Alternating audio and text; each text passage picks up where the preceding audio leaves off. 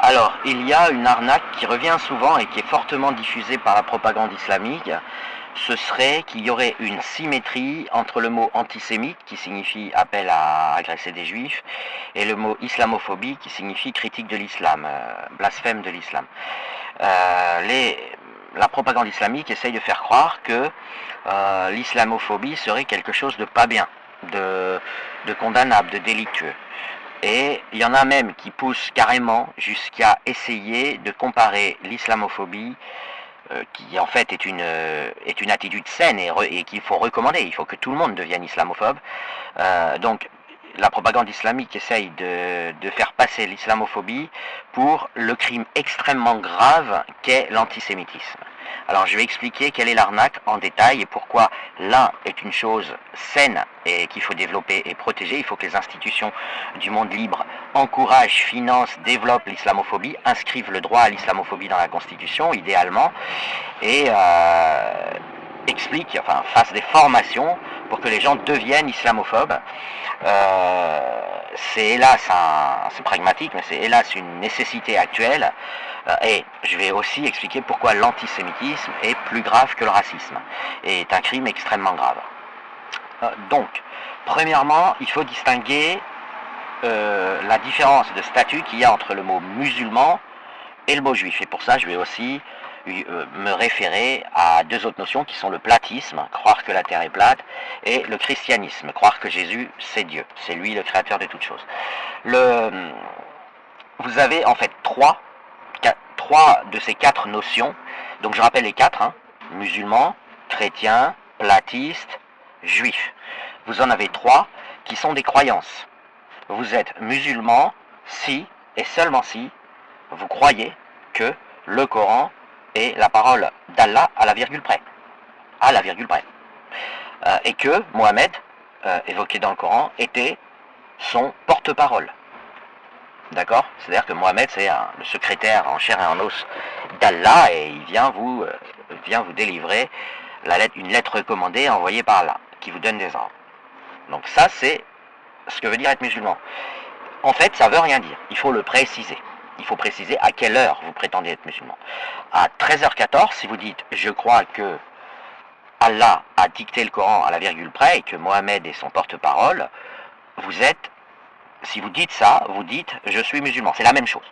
Dire « Je suis musulman » ou dire « Mohammed est le porte-parole du créateur de toutes choses et le Coran sont les ordres, les consignes, ce que vous voulez, peu importe, du créateur de toutes choses à la virgule près », vous êtes musulman. C'est la même chose, c'est exactement la même chose. Ce n'est pas une identité, ça n'a rien à voir avec une caractéristique, c'est une opinion.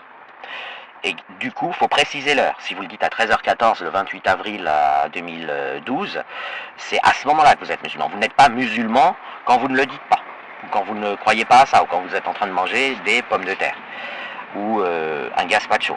À ce moment-là, vous n'êtes rien du tout. Vous n'êtes musulman que quand vous êtes en train de croire à ça, que c'est votre opinion.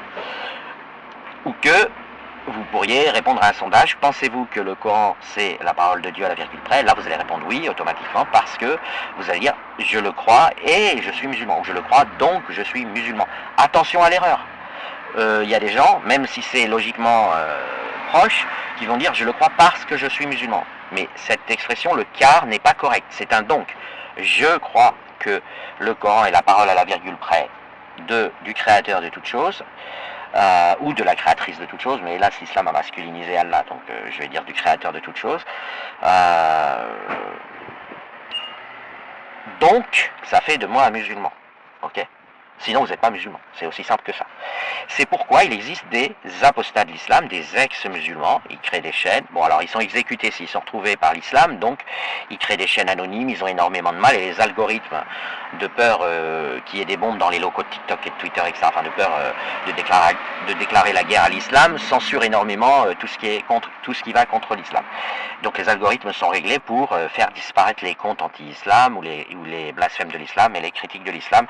Ce qui fait qu'il nous reste des epsilon, il reste des miettes au mouvement anti-islam, mais étant donné sa détermination et la dangerosité de l'islam, les gens qui sont contre l'islam sont très mobilisés. Voilà. Donc un musulman, c'est ça. De la même manière qu'un platiste, vous n'êtes pas platiste à vie, vous êtes platiste à 13h14, quand vous êtes en train de dire « je crois que la Terre est plate ». Enfin, c'est-à-dire, pour être très rigoureux, très précis et irréfutable, vous affirmez être platiste si et seulement si vous affirmez croire que la Terre est plate, que vous mentiez ou non. Si vous êtes un menteur, si vous pensez qu'elle est ronde, c'est pas grave. Dès lors que vous affirmez qu'elle est plate, vous affirmez je suis platiste. Les deux sont égales, sont équivalentes. Il y en a une qui est juste une abréviation de l'autre. D'accord? Le platisme et l'islam, c'est la même chose de ce point de vue, du point de vue grammatical. C'est-à-dire que ce sont des affirmations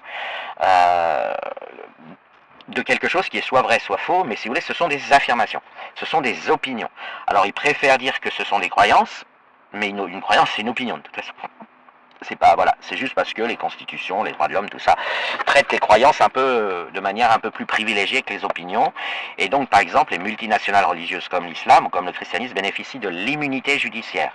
Par exemple, l'islam est illégal, sauf qu'il est protégé par l'article 1er de la Constitution française qui lui permet de faire ce que ne peut pas faire une entreprise. Une entreprise comme McDo ne peut pas dire « Attention, ceux qui vont chez Burger King seront brûlés vifs et éternellement en étant maintenus réveillés pendant 50 000 ans. » C'est un crime pénal, c'est 10 ans de prison. Si McDo fait ce chantage aux gens, et évidemment il y aura une partie des gens qui auront peur, qui le vivront mal et qui finiront par se soumettre à ce chantage criminel, si McDo fait ce chantage, avec des conséquences qui peuvent être très graves, c'est-à-dire grave, empêcher les gens d'aller chez Burger King, c'est pas la fin du monde, mais obtenir une soumission en faisant peur aux gens comme ça, en faisant un chantage criminel, c'est un crime pénal. C'est plus grave que l'escroquerie. L'escroquerie, c'est 5 ans de prison.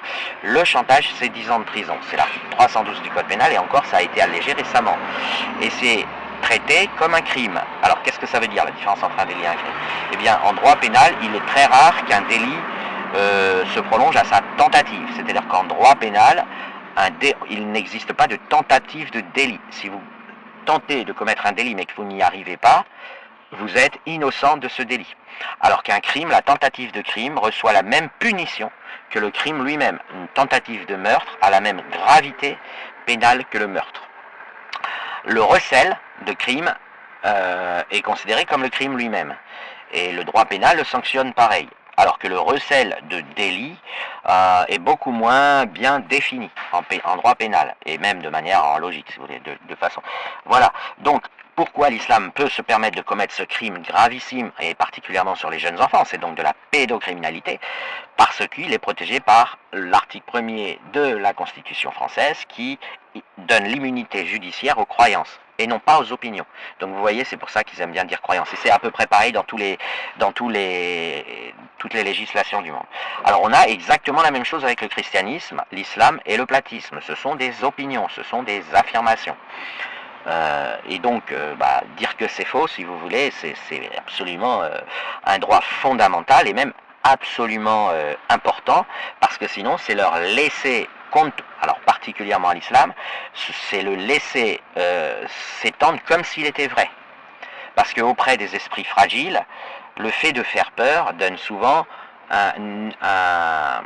ça s'appelle un ad nom, je crois, je ne sais plus exactement, une espèce de droit de préemption sur la vérité. Par exemple, le collégien de 4e, il n'est pas du tout convaincu que l'islam est vrai, mais il est convaincu qu'il aura plus de poils sur le pubis, de réputation, parce que les gens n'iront pas vérifier. Il donnera l'impression d'être un petit homme viril en disant salam alaikum et en disant je suis musulman, je me suis converti, blablabla. L'islam est un phénomène de mode qui fédère tout ce qui est toxique dans la cour de récréation, et en particulier qui attire le petit garçon qui a l'impression que il sera plus respecté et plus craint en étant une racaille, c'est-à-dire en se présentant comme adepte de l'islam. Parce que l'islam étant une sorte de fédérateur conceptuel de tout pour les hommes et tout pour la virilité. D'accord? Donc vous avez d'où l'importance d'être islamophobe et l'importance de rappeler aux gens que l'islam, c'est pas seulement qu'il est faux, c'est qu'il n'est pas sérieux, que c'est un canular et que ça raconte absolument n'importe quoi. Alors évidemment, au nom de la liberté d'opinion, on peut dire « Ah mais j'y crois, c'est vrai, on a le droit », mais il y a une différence entre y croire dans son coin, honteusement, comme les platistes, comme les révisionnistes, etc., et bomber le torse et dire « Je suis musulman et fier ». ok, et dire je soutiens mon prophète et je soutiens le Coran.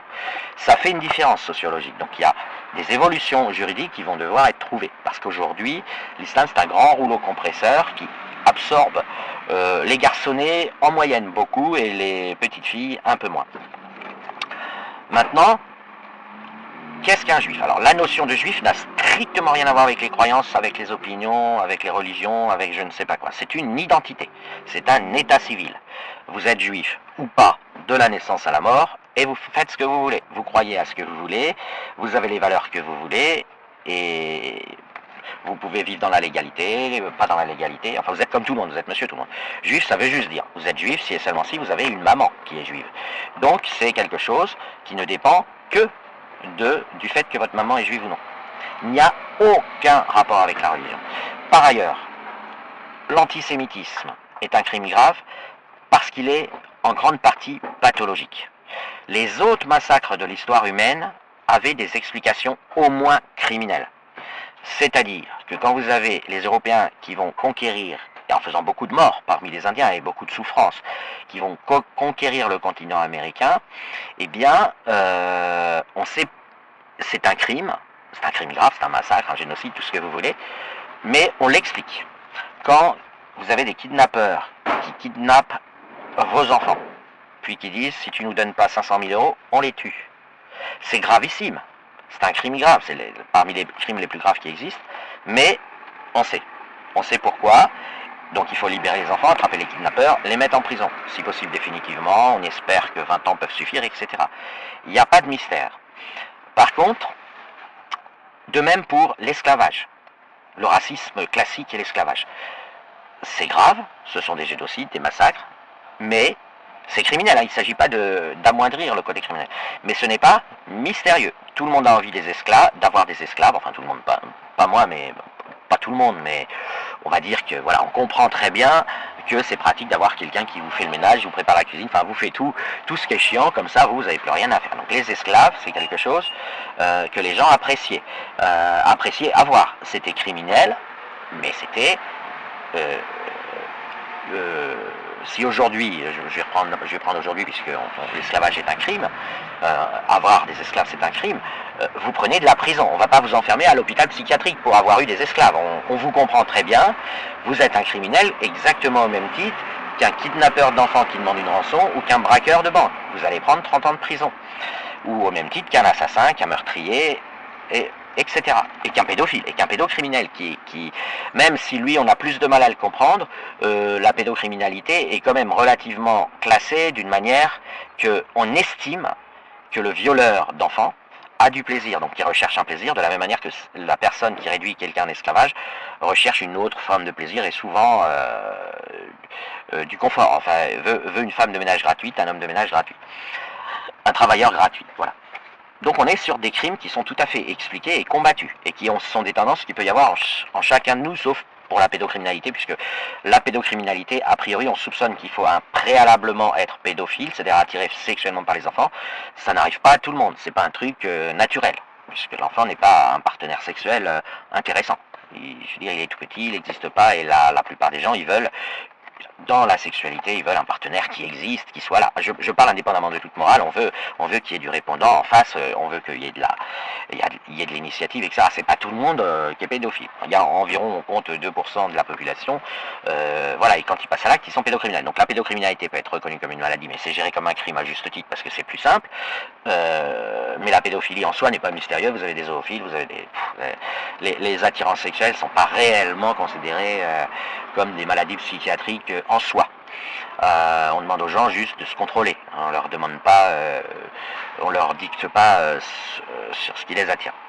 Voilà. Donc, et le nazisme, enfin l'antisémitisme qui a donné lieu au nazisme et l'antisémitisme qui est présent dans l'islam. Hein. Je rappelle que l'islam, le Coran, ordonne d'être nazi, c'est le verset 9-30, et l'antisémitisme mène aux nazis les gens qui sont extérieurs à l'islam. En islam, vous êtes naturellement nazi parce que vous le recevez comme ordre du Coran et comme ordre de la doxa islamique.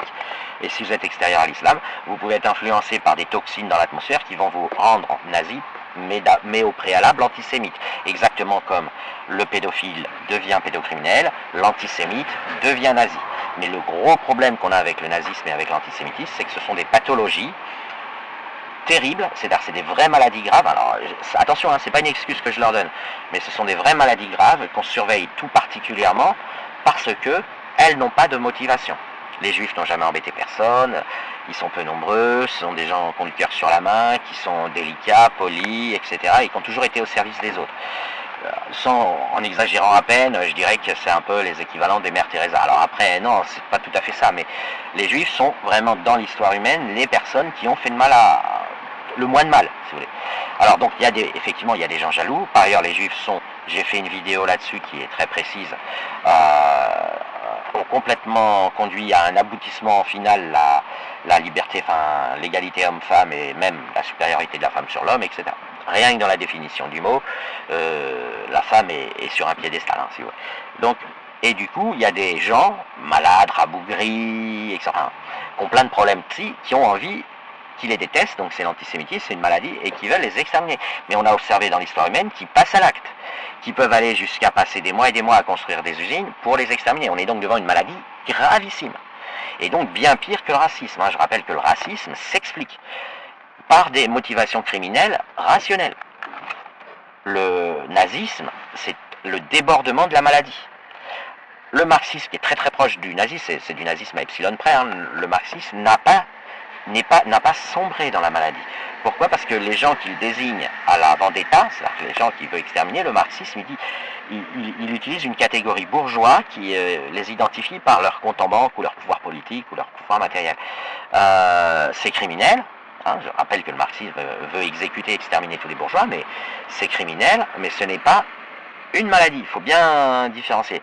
Le nazisme, c'est vous perdez la raison, vous perdez l'équilibre mental et vous vous mettez à voir les juifs comme des martiens, des visiteurs, des démons, des reptiliens, et vous développez tout un tas de théories comme quoi il faut les exterminer. Voilà, donc l'antisémitisme, c'est une maladie grave. Et par ailleurs, ça n'a rien à voir avec la critique d'une religion, puisque les juifs n'ont pas de religion. Il n'y a pas de lien entre être juif et les religions. Alors, il y a des gens qui se disent, bah oui, mais alors qu'est-ce que tu fais du judaïsme? Alors, je réponds très précisément à cette question. Au sein des juifs, vous avez comme partout, comme en France, vous avez des chrétiens, au sein de la population juive, vous avez des gens qui croient, plus ou moins, avec en général pas mal de distance, à un livre qui s'appelle l'Ancien Testament, la Torah, le Pentateuque. Et c'est tout. De la même manière qu'en France, sur les 70 millions de Français, vous avez des musulmans, mais vous avez aussi des chrétiens. Eh bien, au sein du peuple juif, vous avez des gens qui croient à la Torah, environ 20%. Comment se compose le reste des juifs, les 80% qui restent? Ils sont la plupart du temps déistes, agnostiques, athées, comme exactement la même manière que l'est tout occidental, si vous voulez. Voilà, et puis ils peuvent changer, ils arrivent, enfin, voilà. Mais ils sont dans une démarche de monde libre et de reconnaissance qu'on ne sait pas ce qu'il y a après la mort et tout, qu'on peut préférer ceci, qu'on peut préférer cela, enfin comme ce qu'on appelle les chrétiens d'Occident non fanatiques, c'est-à-dire ils disent oui, peut-être bien que, et voilà. Après, à un dîner en ville, ils peuvent s'affirmer chrétiens, ils peuvent en rajouter en disant je pense vraiment que Marie était vierge. En général, c'est du troll ou c'est de la provocation politique. Eux, ils savent très bien qu'ils savent pas au fond d'eux, mais ils disent c'est ma foi. Voilà. Alors ils vont remplacer leur situation d'incertitude par un truc qu'ils vont appeler la foi, qui sert de joker, qui est à la mode. Mais c'est très spécial parce que c'est comme le militantisme politique, si vous voulez. C'est comme les communistes qui ont la foi en le communisme. Ils vont défendre toute leur vie bêtes et ondes, quitte à se battre le communisme, sans savoir et sans être sûr que c'est la bonne chose. Mais c'est ce qu'on appelle l'engagement. Voilà. Bon, bah vous avez des chrétiens engagés, comme vous avez des chrétiens passifs, mais la plupart du temps, les gens naviguent entre l'agnosticisme et une adhésion molle à un guichet religieux. Voilà, donc bah, c'est pareil au sein du peuple juif, vous avez des chrétiens. Alors on dit qu'il y a environ 5% des juifs qui sont chrétiens, je ne sais pas. Vous avez même des musulmans qui sont juifs. Alors ils sont très très rares parce qu'il y a c'est difficile d'être juif et musulman puisque l'islam appelle à l'extermination complète. Hein. Donc c'est difficile. Mais il y en a quelques-uns. Et puis c'est tout. Voilà. Et maintenant, qu'est-ce que le judaïsme? Bah, c'est tout simplement la Torah. C'est-à-dire c'est le christianisme qui n'ajoute pas et même qui nie de manière claire, précise que Jésus c'est Dieu. Ils disent que Jésus c'est un rabbin. Bon bah voilà, c'est une religion dont le livre, mais elle se distingue des deux autres au sens qu'ils ne se prennent pas au sérieux, ils sont modestes, ils essayent de survivre, c'est dur dans le monde actuel puisque le nazisme est en permanence un peu présent, mais surtout il y a une structure de ce livre dans le judaïsme qui fait que ça porte très très bien son nom et le nom a été gardé, c'est un testament. C'est-à-dire que c'est un livre d'histoire, et je recommande de lire parce que ça permet de mieux comprendre. C'est un livre d'histoire c'est un livre qui raconte des histoires, si vous voulez, des histoires fantastiques, hein, comme Le Seigneur des Anneaux, de manière cash, totalement cash, il n'y a aucun commandement. Il n'y a aucune instruction et vous ne vous sentez pas concerné. Et par ailleurs, le style, le narratif, la structure linguistique est entièrement féminine. Le style de la Torah, personne, si on met une population qu'on rend par une baguette magique amnésique, qui n'a jamais entendu parler du Coran et de la Torah avant, vous prenez 1000 personnes, si vous leur donnez la Torah à lire, plus de 900, ou plus de 800 en tout cas, plus de 800 diront ça a été écrit par une femme. Ça se voit que c'est une écriture de femme, c'est un style d'écrivaine au féminin. Maintenant, si vous montrez à 1000 personnes le Coran, il n'y a aucun doute, ils vont les 1000, mais c'est même pas 999, les 1000 vont vous dire, ouais, non, mais ça c'est un gros velu, c'est un mec plein de poils, un bon gros, voilà, c'est un bon gros Brutus qui a écrit ce bouquin. Il n'y a pas photo, vous avez des différences de style, même si les contenus contiennent tous les deux des dingueries. Par ailleurs, le Coran est injonctif, c'est-à-dire que c'est une liste d'ordres et de menaces et de chantage. Il n'y a pas les récits du Coran, c'est du vite fait, c'est bâclé, on a l'impression que l'auteur, ça le saoule. De même, les demandes d'être généreux dans le Coran, d'aider le pauvre, etc., c'est évacué vite fait. Par exemple, dans le Coran, vous avez des versets où Allah, il promet du sang, des larmes, les pires châtiments, les pires tortures, et à la fin, il dit, sachez que moi, le tout miséricordieux, mon châtiment est le pire que tous les châtiments. Donc vous avez, moi, le tout miséricordieux, ma punition est terrible. Vous voyez, bon, le Coran, c'est ça. Il n'y a rien de tel dans la Torah, il n'y a aucun châtiment promis, il n'y a aucun enfer. Et si vous voulez, et par ailleurs, la Torah, c'est le livre du judaïsme. C'est pas du tout le livre des juifs. Les juifs ne sont pas plus concernés par la Torah que les chrétiens, que les musulmans. Et les gens qui parlent le plus de la Torah, c'est les musulmans, c'est pas les juifs.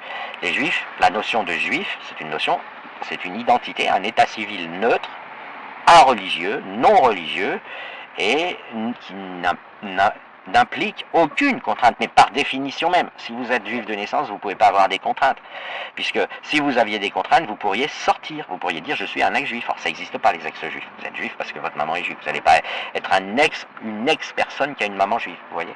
Par contre, vous pouvez être un ex-judéo-croyant. Mais encore faudrait-il être judéo-croyant, ce qui est très rare. Il y a très peu de gens. Ce sont les chrétiens qui croient le plus à l'Ancien Testament. C'est pas les juifs, c'est pas dans la population juive.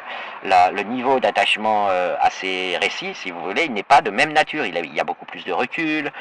Il passe par des intermédiaires qu'ils appellent les rabbins, à qui ils délèguent, grosso modo, ils délèguent tout. Bon, ils ont filé le bébé au rabbin, ils ont dit amusez-vous avec ça, voilà. Donc, et voilà. Donc je rappelle, l'antisémitisme est un crime grave et une pathologie, donc qui doit conduire, quand vous êtes antisémite, votre place est en prison et en même temps à l'hôpital psychiatrique, c'est-à-dire à la fois en prison et au département asile, hôpital psychiatrique de la prison. L'islamophobe, c'est-à-dire celui qui dit que l'islam est faux et qui essaye, activiste ou pas, l'islamophobe, sa place, c'est le prix Nobel de la paix, ou en tout cas, il devrait être protégé et même éventuellement rémunéré, indemnisé, car être islamophobe aujourd'hui, c'est prendre le risque d'être exécuté par l'islam.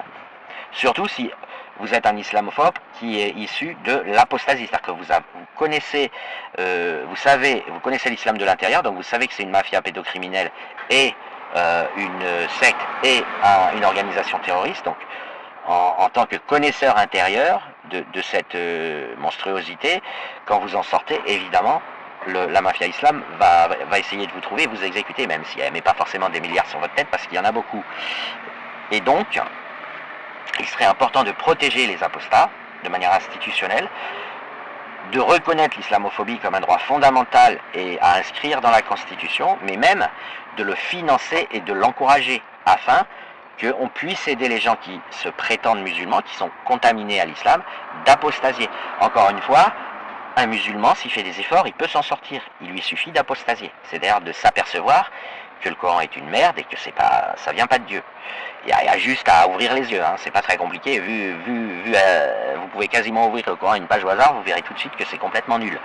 Et surtout, même si vous ne l'ouvrez pas une page où c'est une dinguerie, vous verrez que ça pue le slip sale, le médiocre, la bêtise. Voilà. Donc, a priori, c'est juste une ouverture des yeux. Mais si on veut aider les gens à quitter l'islam et à se débarrasser, se décontaminer de l'islam, il est important de promouvoir, de défendre et d'inscrire dans le marbre que l'islamophobie est une qualité, est un courage, une qualité, une bravoure, un héroïsme, enfin bref. Il faut absolument encourager l'islamophobie pour que les gens qui défendent le Coran se sentent invités fortement à se remettre en cause et à ne plus le défendre et à passer eux-mêmes dans le camp des islamophobes. Et puis pour conclure, je voudrais aussi préciser une chose, il n'y a pas plus islamophobe qu'un musulman lui-même. Pourquoi? Parce que il est dans la peur, mais charnelle, épidermique, d'aller brûler vif pendant 1 milliard d'années après le passage sur Terre, s'il désobéit à l'islam. La peur de l'islam est bien plus importante chez le musulman lui-même, la peur que ce soit vrai, parce qu'aucun musulman ne croit en Dieu. Hein. Ils sont sûrs d'une chose, les musulmans, c'est qu'ils ne sont pas sûrs que c'est faux. Voilà. Parce qu'ils ont été élevés dedans, ils ont été endoctrinés, ils ont été menacés, amputés de leur récepteur du féminin. Donc leur certitude, c'est juste, je ne veux pas prendre le risque que ce soit vrai et aller en enfer. Et donc, c'est très facile d'être sûr de ça. C'est très facile d'être sûr qu'on n'est pas sûr que c'est faux. Vous voyez? Et donc, il y a une forte résistance, comme quelqu'un qui ne veut pas jouer à la roulette russe. C'est très facile, vous ne voulez pas jouer à la roulette russe, donc vous allez dire, non, je veux pas, je vais mourir, si je joue à la roulette russe, je vais mourir. Pourtant, il y a 5 trous vides, il n'y a qu'un trou plein dans la roulette russe. Mais ils font, voilà, c'est pas dur pour eux de dire, non, tous les trous sont pleins, etc. C'est pour ça que quand ils discutent avec les gens extérieurs à l'islam qui essayent de les soigner, ils disent, ouais, non, tous les trous sont pleins, et on a l'impression qu'ils sont fous. En fait, non, ils sont contraints par leur peur. Il n'y a pas plus islamophobe qu'un musulman, il n'y a pas plus terrorisé et paniqué par l'islam et le Coran qu'un musulman. Les autres, c'est du pratique, ils essayent d'aider les gens à sortir de l'islam, à renoncer à l'islam. Mais ils n'ont pas peur d'aller en enfer. C'est les musulmans qui ont peur d'aller en enfer. Et c'est une peur qui est une vraie maladie chez eux. C'est-à-dire, elle est au mauvais endroit dans l'organisme, elle habite tout leur corps et elle en fait en moyenne, si vous voulez, elle en fait les criminels atrophiés des récepteurs du féminin qu'on peut voir tous les jours se promener dans les rues. Voilà, ben j'arrête là, j'espère avoir été clair.